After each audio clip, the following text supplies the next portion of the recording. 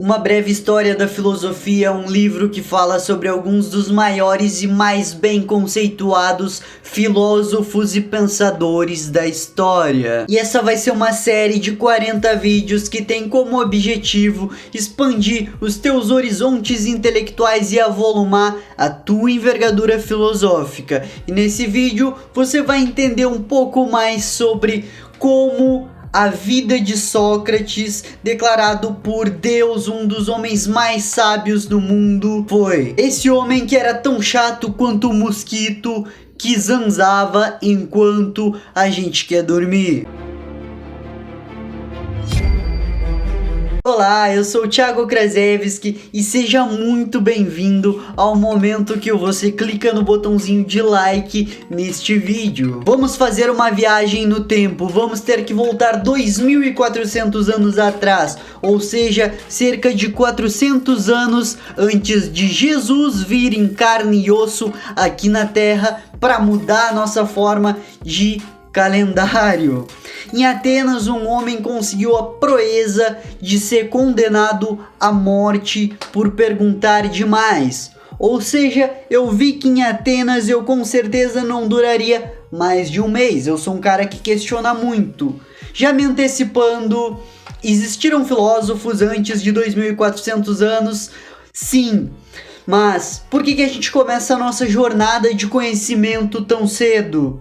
É que realmente quem deu o pontapé inicial na filosofia foi o Sócrates. Se a filosofia tem um cara que escreveu seu nome nela tão profundamente que é impossível fazer o desvínculo deste nome, é Sócrates. A filosofia é para ele como o boxe foi pro Mike Tyson, a física foi pro Albert Einstein. A filosofia está para Sócrates, assim como mulheres gatas estão na minha.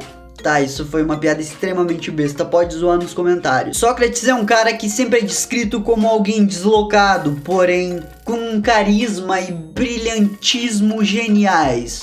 Só que alguns amavam ele e outros consideravam ele uma influência perigosa. Quando jovem ele foi soldado, quando ele atingiu a meia-idade ele perambulava pela Ágora de Atenas, parava as pessoas e fazia perguntas que teoricamente seriam embaraçosas a elas. Um dos exemplos de questões que o Sócrates fazia, e eu peço aqui para que você preste total atenção, porque esse foi um questionamento de um homem que viveu há séculos atrás e ele não tinha tipo 0,05% das informações científicas que eu e você temos. O Sócrates chega e faz uma pergunta que parecia simples, mas que não era. Ele chegou ao Eutidemo e perguntou: aí mano, tu acha que ser enganador corresponde a ser imoral? O Eutidemo, chafurdando no seu próprio mar intelectual, responde com total certeza que: Sócrates, tu é burro, mano. Como é que o povo tem a cara de achar que tu é gênio? É claro que ser enganador é ser imoral. Acho que todo mundo devia comentar que eu sou gênio, não que tu, pra tá fazendo esse tipo de pergunta besta. E o Sócrates replica: mas e se o teu amigo quer se matar e tá com uma faca e tu comete o ato enganador de roubar-lhe a faca? Isso não é um ato imoral, porém moral do ponto de vista que vai fazer bem pra ele? E o Eutidemo já cabisbaixo, eu imagino nesse momento, já não sabe mais se ser moral é ser imoral ou se imoral é moral. Veja bem, o Sócrates usou esse exemplo mostrando que o comentário do Eutidemo de que ser enganador é ser imoral não é aplicável a tudo. O Eutidemo jamais havia tido essa percepção sobre atos enganadores. Talvez muitas pessoas ao longo da história também não perceberam isso. Agora, olha no fundo dos meus óculos e responde se você já tinha pensado sobre isso. Sobre que às vezes ser imoral é a coisa certa a fazer. Não que isso seja de forma alguma uma motivação, mas entre eu falar a verdade pra minha mãe quando ela tá com um chinelo na mão dizendo: fala a verdade agora, agora, Thiago? Sendo que eu fiz uma besteira, eu escolho fazer algo imoral e manter a minha existência, é claro, mentindo. Eu sei que todo mundo entende isso. Repetidas vezes o Sócrates fez as pessoas que ele encontrava na ágora refletirem e chegarem a conclusões de que não sabiam sobre o que pensavam. Se chegasse um comandante militar de alto renome para conversar com Sócrates sobre o que era coragem, depois de 20 minutos ele saía talvez rebaixado de patente militar, com uma profunda crise existencial, também confuso porque não sabia o que significava coragem de fato. Eu acho que conversar com Sócrates deveria ser primeiramente não conversar, mas sim tentar conversar. Ele deveria produzir nos seres humanos daquela época a mesma sensação de tentar dar um soco na parede. Mesmo que tu bata, vai doer, o teu punho não foi preparado para isso, e depois que tu soca com toda a tua raiva a parede, o teu punho vai ficar doendo por semanas. Ser imoral é ser moral, não ser moral é ser imoral. O que é a verdade?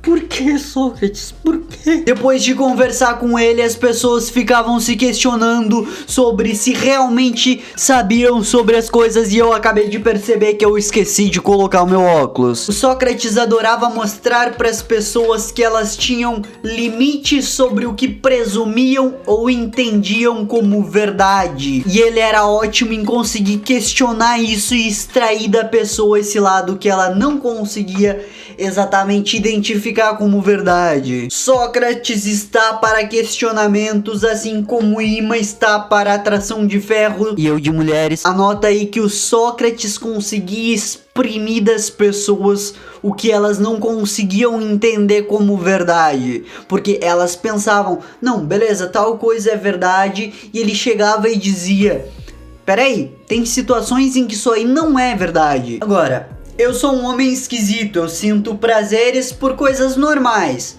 Mas olha, o que eu vou falar agora beira a psicopatia, só pode ser. O Sócrates ficava feliz quando ele chegava ao fim de uma conversa e as pessoas percebiam que sabiam pouco. Vê se não dá vontade de bater no Sócrates. Ele gostava que as pessoas se sentissem burras. Pra ele isso era melhor do que continuarmos acreditando que entendemos algo. Então assim, ó, puxando todo o meu ranço, todo o meu ódio, vá a meretriz que o pariu toda e qualquer pessoa que pensa que sabe muito. Se Sócrates, um dos melhores questionadores da história, tinha a noção porcariazinha, e eu reservo o direito de chamar assim porque eu me indigno de compreender que eu compreendo tão pouco. Eu acho uma falta de discernimento quando eu vejo um tio num bar que acha que é a epítome do conhecimento humano. Baixa a bola. Se os maiores questionadores da história conseguiram entender o fato de que a gente consegue conhecer tão pouco sobre a verdade, por que alguém que não tem uma vida memorável tem que insistir na ideia esdrúxula de expressar que ela sabe a verdade absoluta enquanto os outros não? Nessa época em que o Sócrates viveu, existiam os sofistas, que eram pensadores que viajavam de cidade em cidade realizando discursos públicos para atrair estudantes de quem cobravam taxas para que eles os ensinassem, ou seja, os sofistas seriam quase que professores particulares. Assim como hoje em dia é esperado que um filho de rico faça ou medicina, ou engenharia, ou direito, naquela época era esperado que os filhos dos nobres fossem enviados para estudar com os sofistas. Afinal, eles eram professores considerados sagazes que treinavam brilhantemente os alunos na área de retórica, e é claro, isso custava bem caro. Em contrapartida, o Sócrates não cobrava nada pelos seus serviços. E agora eu pergunto, por que vocês acham que eu não tenho e nem nunca vou ter cursos?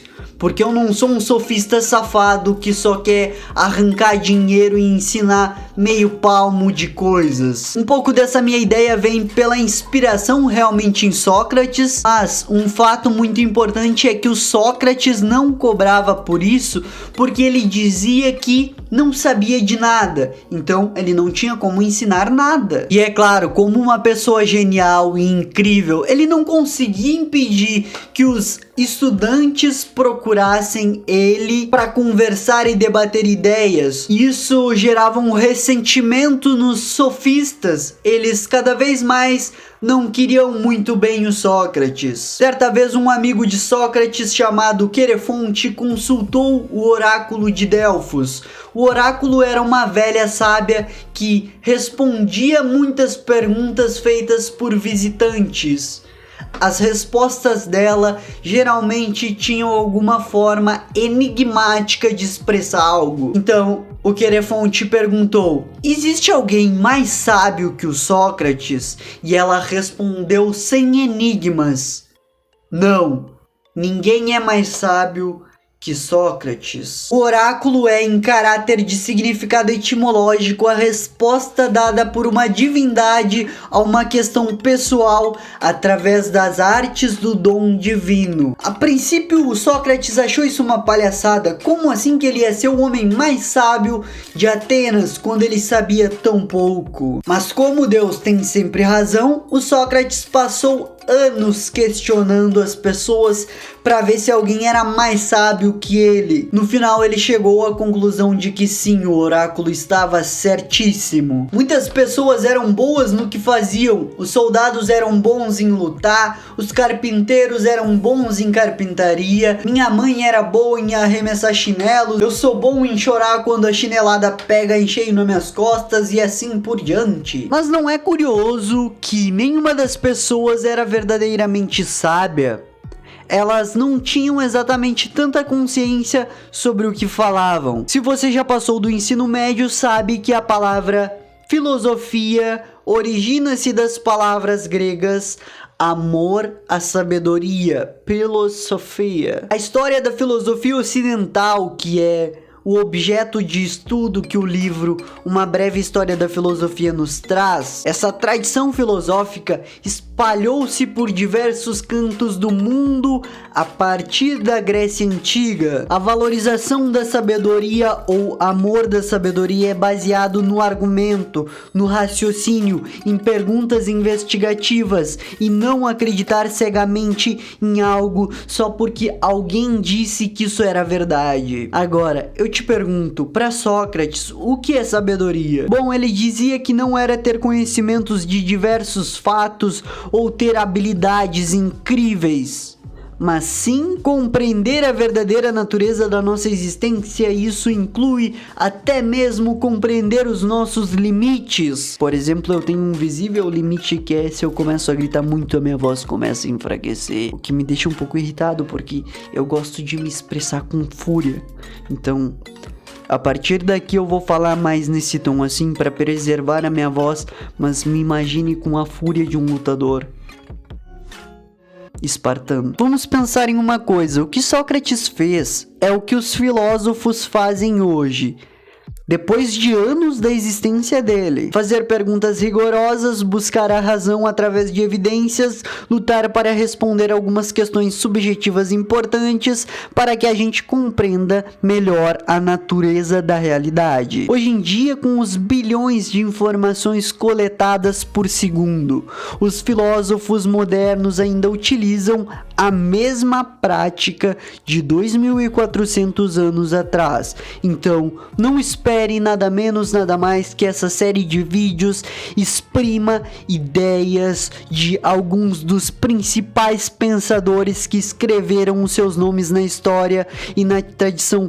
filosófica de alta qualidade. Tradição, aliás, essa que começou com Sócrates, homem sábio que fazia da sabedoria sua vida. E o que fazia ele ser sábio era que ele continuou de forma incansável fazendo perguntas e estando sempre sempre disposto a debater ideias e possibilidades. A vida, ele disse, só vale a pena ser vivida quando examinamos o que fazemos. A existência sem análise, ela é feita para os animais e não para o Homo sapiens. Agora, veja bem, se esse não é outro momento que dá vontade de dar uma chinelada, ou no mínimo, enviar minha mãe para dar um sermão no Sócrates. Olha o quão ordinário ele era. Ele se recusou a escrever qualquer coisa, porque para ele era melhor falar do que escrever. Olha, se eu for até aí, eu vou fazer tu escrever uns 10 livros na base da chinelada. Segundo Sócrates, as palavras escritas não podem se defenderem, então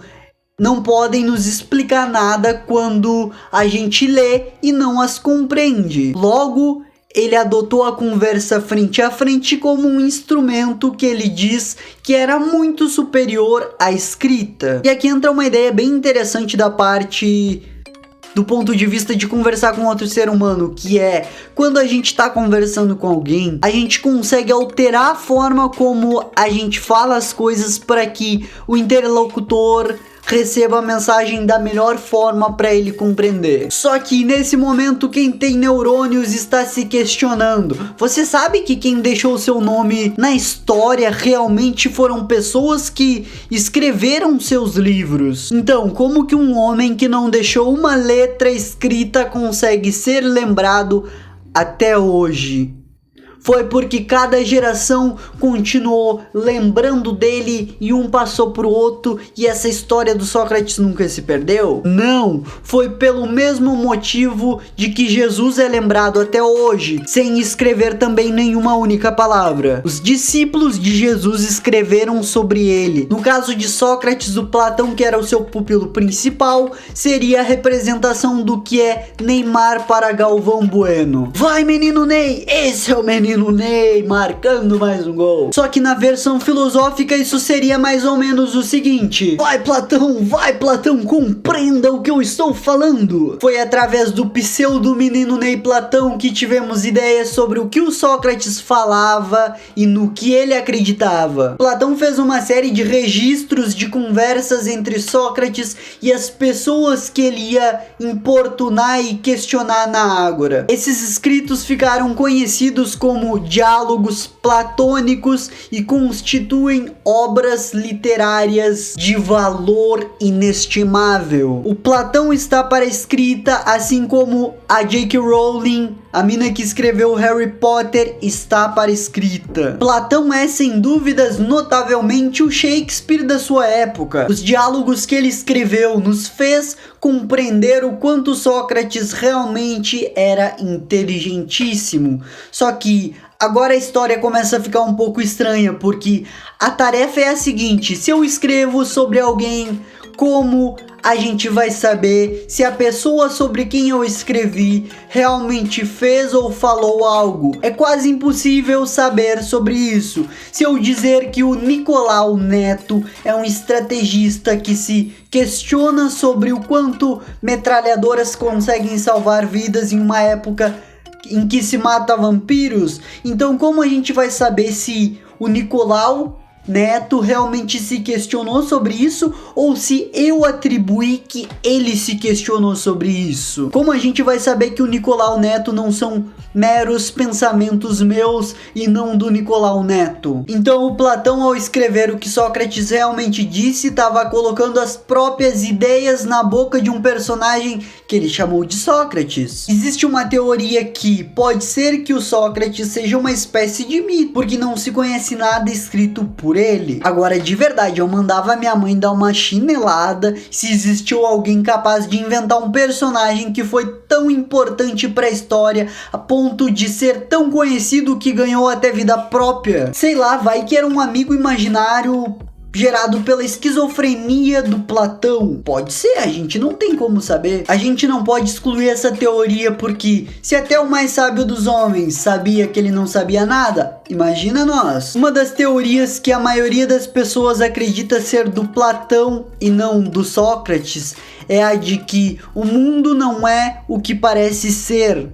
Ou seja, existe uma diferença entre o que ele aparenta e o que a gente consegue enxergar do que ele realmente é. A maioria de nós confunde aparência com realidade. A gente supõe que entende, mas não entende. Platão acreditava que somente os filósofos iam conseguir compreender como o mundo realmente é. Em vez de confiar nos sentidos, eles iriam fazer algo mais seguro, examinar a natureza da realidade através dos pensamentos. Para descrever isso, Platão descreveu uma caverna. Acho que todo mundo conhece o mito da caverna, então eu vou contar ele de forma rápida e fácil para você entender. Existiam pessoas no fundo de uma caverna acorrentadas, viradas para a parede desde que nasceram. As pessoas só conseguiam ver essa parede, ou seja, qualquer sombra que aparecesse nessa parede para elas era considerada a realidade. Até que chegou algum dia que alguém conseguiu escapar dessas correntes, saiu para fora da caverna e viu um mundo que não era um mundo de sombras. E a pessoa que conseguiu escapar dessa caverna rapidamente chega lá nos companheiros que estavam acorrentados a vida inteira e diz: aí mano, lá fora tem um solzão, bora jogar um baita fute. E os caras que viveram dentro da caverna a vida inteira logo responderam de cara: para de viajar aí, meu, senta aí, bora lançar a baraba nas sombras fazendo cachorrinho, au, au nas sombras, ó. Nessa metáfora, o homem que quer a todo custo jogar o fute é o homem que conseguiu se libertar das correntes e fugir da sua namorada, diz Platão. Eu tô brincando.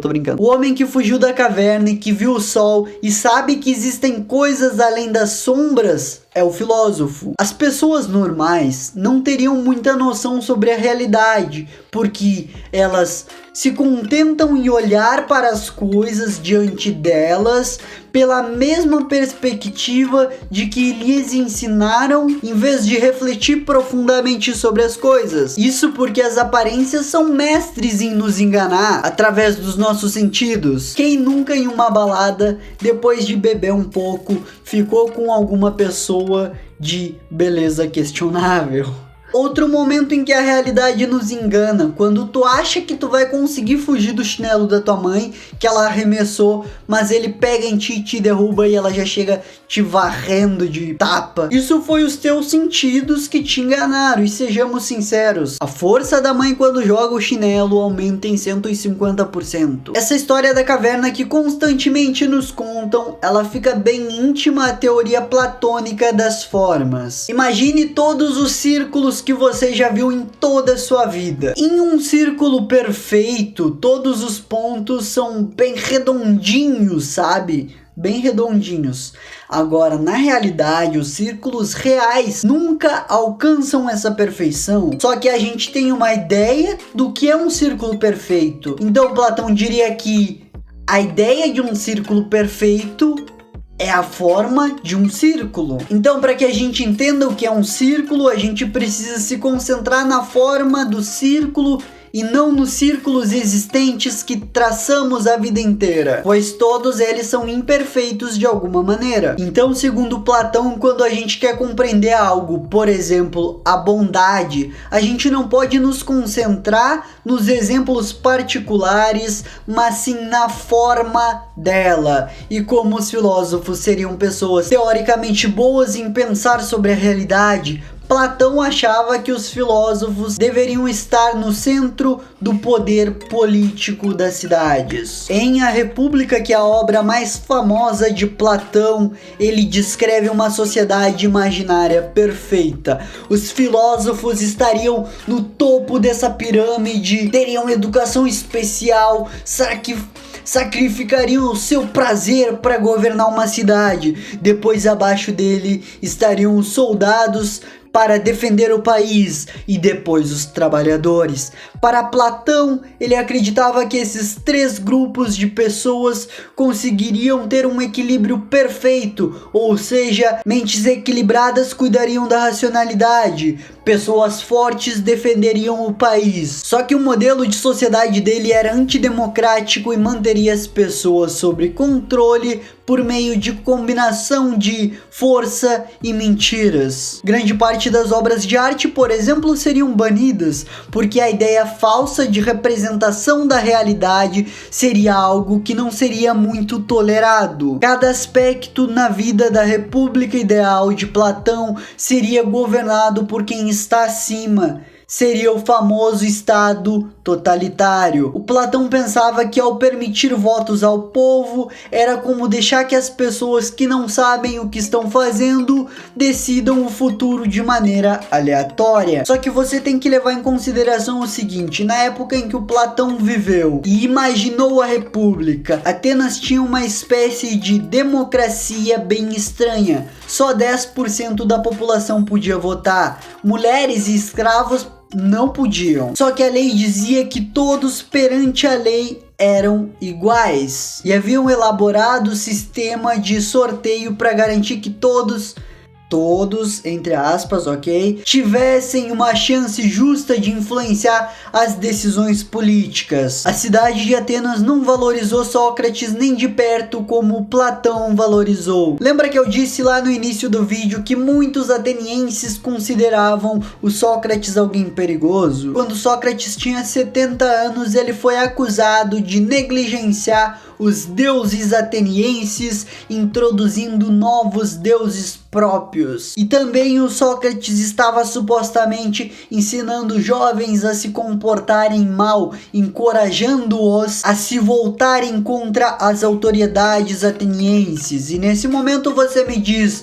que não tem cabimento o que eu estou dizendo, porque todo jovem se comporta mal. Só que essas ambas acusações sobre o Sócrates eram levadas muito a sério naquela época. Só não sabe-se se realmente isso era verdade. Talvez o Sócrates realmente de fato desencorajasse os seus estudantes a seguirem religiões estabelecidas, e também existem evidências que sugerem que ele zombava da democracia ateniense, o que combinava com seu caráter. Muitos acreditaram que ele realmente fez isso. A votação o declarou culpado, então ele foi declarado à morte. Se ele quisesse, ele poderia ter se defendido e evitado a execução. Contudo, ele fez jus à sua fama de homem chato e ele disse que não tinha feito nada de errado e que na verdade o povo ateniense tinha que dar comida para ele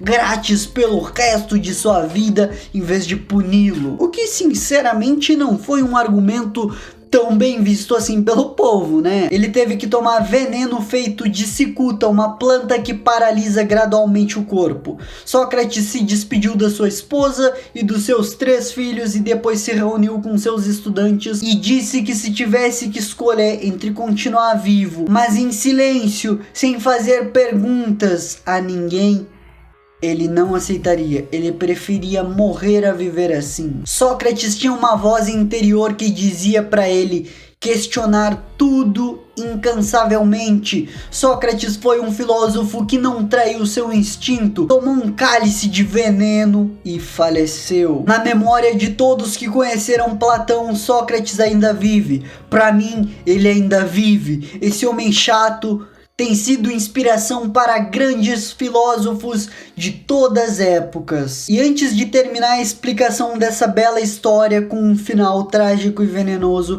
eu só queria adicionar 2 coisas sobre o método socrático: a ironia e a maiêutica. Como Sócrates já dizia que ele nada sabia, ele não se considerava criador de novas ideias, mas sim coadjuvante. O papel dele era dialogar e questionar. Só que o método de diálogo socrático se resumia em 2 passos: a maiêutica, que era uma forma de fazer sucessivas perguntas sobre o mesmo assunto a fim de chegar a um conceito ou uma definição de algo. Por exemplo, por que tu acha bom amar? Porque me dá alegria. Mas se amor é alegria, por que a gente sofre quando temos um amor não correspondido? E assim por diante, sucessivamente, fazendo perguntas que fizessem a gente pensar sobre um tema. E o segundo tipo do método era a ironia, uma forma de mostrar ao interlocutor que a convicção que a pessoa julgava estar correto era na verdade um engano. Só que se você é adolescente, muito provavelmente não conhece a ironia como sendo um método socrático, mas sim como sendo um método do tio Orochi. Com esses métodos, o pensador conseguiu pensar por conta própria e questionar o conhecimento tido